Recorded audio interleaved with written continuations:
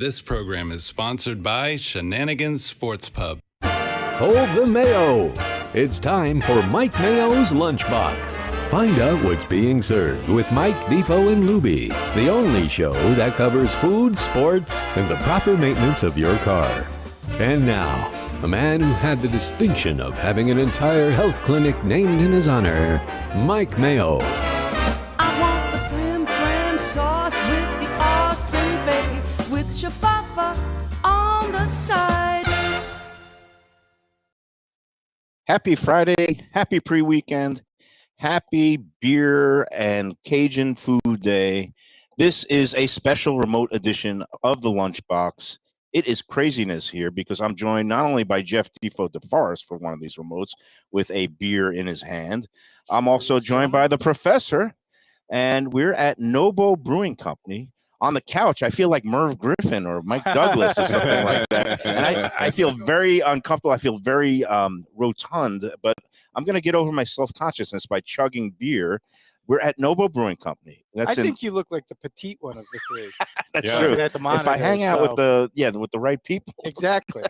It's all about framing. Oh, man, it is right. Perspective and framing.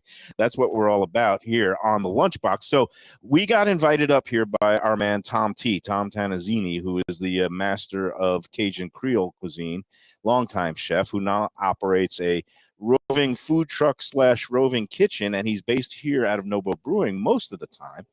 For those of you who don't know it, it's in this little warehouse district up in Boynton Beach, and it's there used to be 3 breweries. Now they're down to 2 because Due South just recently went out of business, regrettably.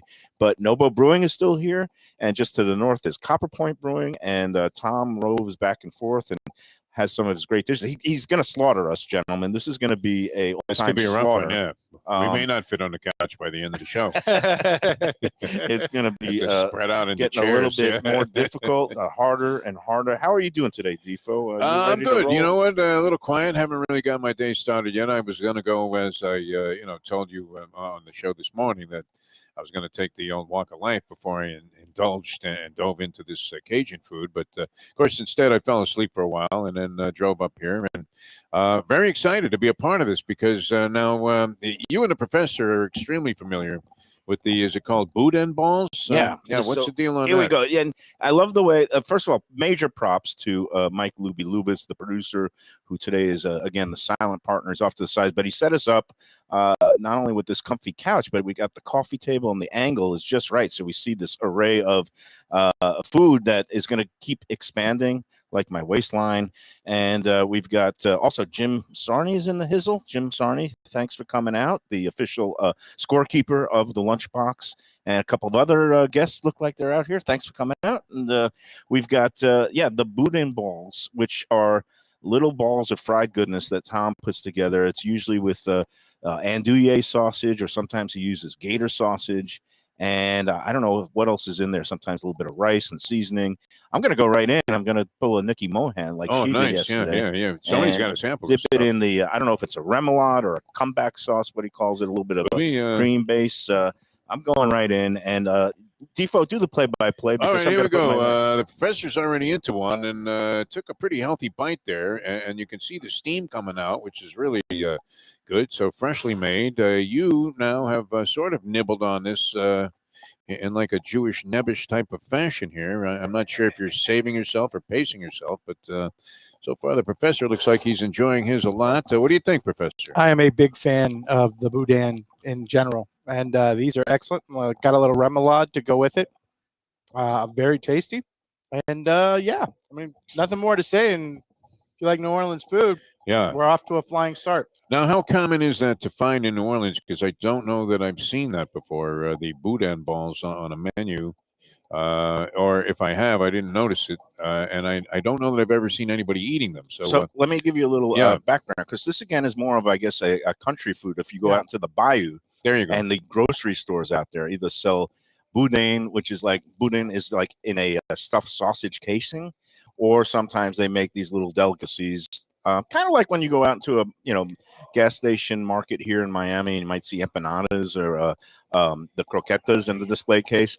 When you go like roadside eating in a grocery store or a gas station in the more rural Louisiana outside of New Orleans, you'll find these boudin balls out there. But it would entail getting out there and exploring a little bit. And I know that you just like to go to Acme and eat your oysters. I've been to Alma, Louisiana, which I don't know that you've ventured out there, Mike Mayo, Mr. Anthony Bourdain Jr. But and that's where I would expect to find this sort of thing. But you don't necessarily. I don't know. Is it not common on This is Bourbon the best Street? part of the show when Lubie just goes right across the camera and just dives in. Well, once he starts, and it appears to me that these are kind of addicting.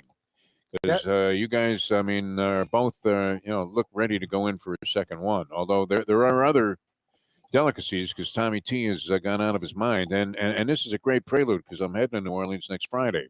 Well, that's good. Yeah, on a little degenerate. That's always a good offering. thing. And I'm squeezing a little lemon on the. Looks like we got the fried shrimp here, and I'm gonna.